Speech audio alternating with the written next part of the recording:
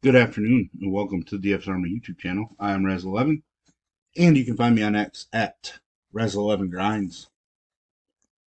We're going to take a look at the pitching for today, the 13th of September. It is Friday, so it is Friday the 13th. This is a first look at the pitching options on the slate, and I will be looking at DraftKings as that is where a majority of my action is. If you play on FanDuel, I would cut my pitcher pool into a half or even a third, as you don't have to be as creative. Pricing isn't as tight, and scoring system slightly different. Caters a little more towards dominant pitchers on FanDuel um, with the strikeout upside. So let's just jump right in. I have had a chance to look a little bit since we're in the afternoon. Um, Starting at the top, I think I am going to end up fading Freddie Peralta. Uh, the Arizona offense is one that I like to use. Peralta has been at his best when on the road this season. Generally, in the past, he's been better at home. Uh, I just don't know if I see him, dominating Arizona per se. Um, with that said, I did just do a daily draft on Underdog, and I did end up with Peralta because I waited until the last pick to take my pitcher. Probably wasn't the smartest move, but so be it. Uh, will definitely be using Dylan Cease, obviously pitching in San Francisco. I don't know how many times I have to state it. Pitching pitcher's park that I love utilizing pitchers in. Big time K upside. Some of his underlying numbers have been best when on the road. Um, hasn't been a stud by any means against San Francisco this season. His last start was against San Francisco, wasn't very good. His last handful of starts have not been all that great either. Um, with that said, I'm still trusting the upside to Dylan Cease. Um, I mean, he's not going to be my number one pitcher. I already know who that is. But there's just so much upside pitching in this ballpark that I just can't ignore it. He's a slight favorite as well. Game total is under 7. Or it's at 7, but the juice is on the under. Um, K prop is 6.5 with juice on the over. So I am going to go with Cease. Probably he's my number 3 option on this slate. If I had to give a rough estimate, Bailey Ober is actually my number 1. We'll get to him shortly. Kikuchi has looked pretty solid as an Astros pitcher. Struggled against the aforementioned Diamondbacks, but he has shown some K upside. K prop is 6.5, which is pretty solidly on the over. He's a minus 205 road favorite. There's a good chance he ends up my number 2 pitcher on this slate. Um, Overall, talent wise, I don't think he's as good as Cease, but recent trends better. Um, Opposing lineup, probably an easier matchup for Kikuchi. Ballpark is just better for Cease, so it is what it is. I'm going to end up passing on Schwellenbach, who's throwing the ball extremely well. I get it. He is allowing some runs at home runs. Um, Strikeout numbers are better at home, but still, home runs. And then the fact that I did happen to look into this today, left-handed hitters have done pretty well against him. Not like they're destroying him by any means, but solidly enough to where uh, it's tough to not like some of the Dodger left-handed bats, to be honest. Um, Logan Webb, somebody that I think ends up in my pool just because he's traditionally thrown the ball so well when pitching at home. It's really hard to ignore. He has struggled a bit with San Diego this season. We know that San Diego doesn't strike out a whole lot. He's not really a big K guy, anyways. But his ability when pitching at home, we see it against Atlanta here, Detroit, Oakland at home. This Miami home start was pretty bad, but aside from that, White Sox,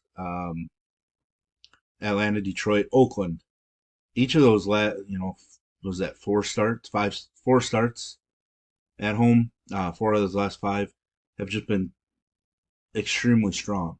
He shut down the Dodgers pretty well when pitching at home as well. So I'm willing to take the risk a little bit. He's not somebody I'm jamming into a ton of lineups just because the K upside isn't as strong. Um, but I do think there's a 20 to 25 fantasy point game out of him um, on this slate. It might not come with 7 or 8 strikeouts. Now we get to Bailey Ober, who, like I mentioned, is my number one pitcher on the slate. Cincinnati has been absolutely struggling. This is one thing I did look into earlier today. The last 7 games, Cincinnati has scored just 13 runs and have struck out as a team 81 times. Um, just some great trends coming into this game. His K rate is much better when he pitches at home, where he's at tonight. He does allow more home runs at home, which is a little annoying, but still, each of the last 2 starts have been dominant. Rough start against Atlanta, but he bounced back really well. So we know that Cincinnati's a dangerous offense when they do wake up. But with the way that they've been going, I think that Ober just has a ton of upside in this spot. Jacob DeGrom, he's going to end up in my pool, uh, but I don't feel great about it. Now, the reason is traditionally, DeGrom, when he's been limited, he still comes out and puts up strong performances in 4 to 5 innings. He's one of those strikeout pitchers, might be the only strikeout pitcher that is very economical with his pitch counts. Um, if you go back a couple of years, you can see numerous box scores where he went 4 to 5 innings, only threw 60 to 70 pitches because of a pitch count limit, and still ended up with 8, 9, 10 strikeouts. Um, and that stands out to me just because he's taking on Seattle, who has struck out the most in baseball at this point. So there's just a ton of K upside, even though like he might only throw 55 to 65 pitches. His last minor league outing, he threw 49. He was scheduled to throw 60, but he got through 4 innings in just 49 pitches. I don't know if he threw on the side or anything. So really, we have to just go off of that number. If you take the 49 number and do a traditional increase, that we're looking at 65 pitches roughly in this start. Maybe more will come out as the afternoon goes on, and then we can kind of update our plans with DeGrom. But right now, I am going to utilize him, as like a 10 to 20% type play, like 10 to 15%. But he's just one of those guys that even returning, he has plenty of upside in a short start. Um, I'm going to see if I can see a K prop for him. I'm not sure if they have one. Ooh, he is actually favored in the game.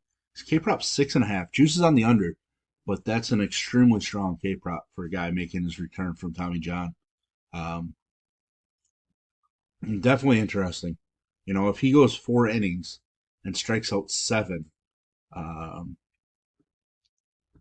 I think that could be a pretty solid return.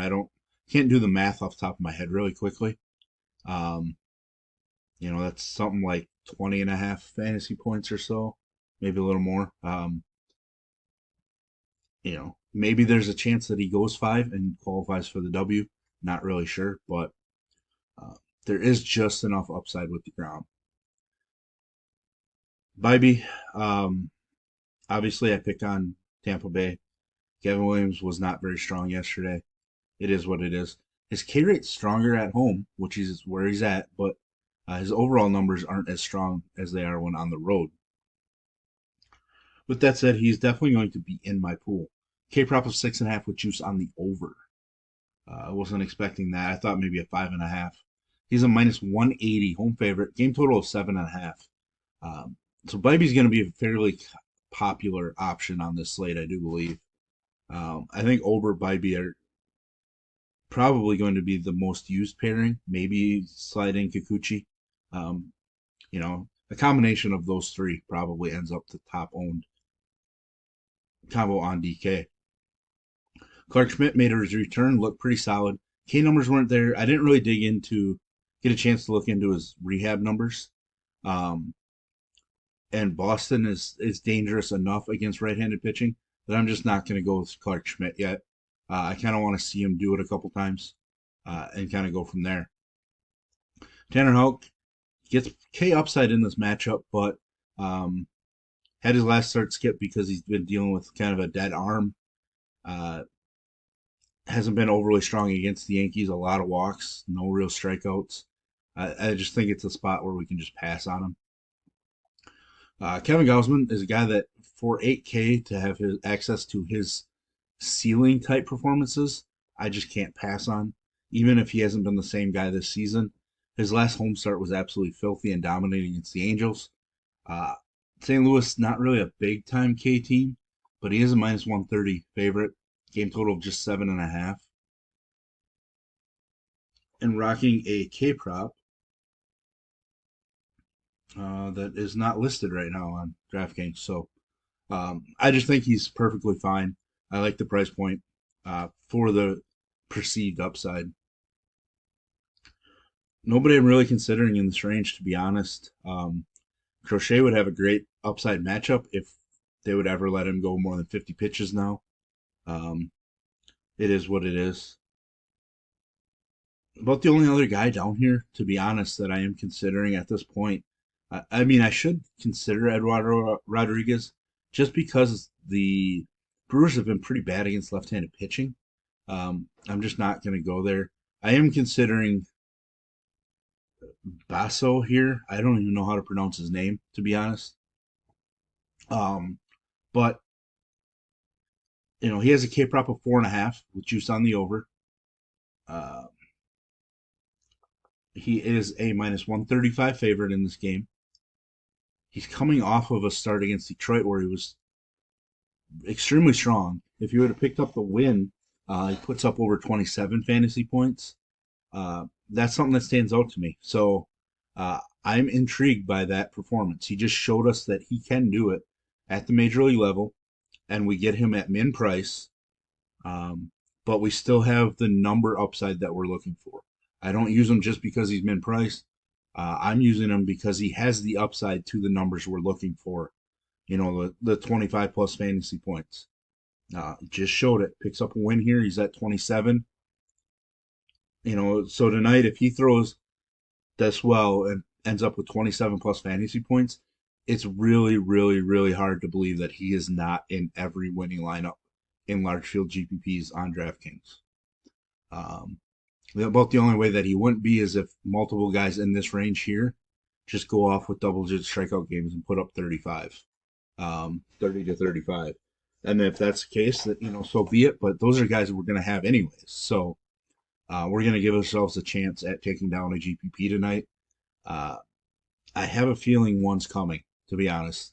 I get these feelings once in a while, and right now I'm getting that feeling for today.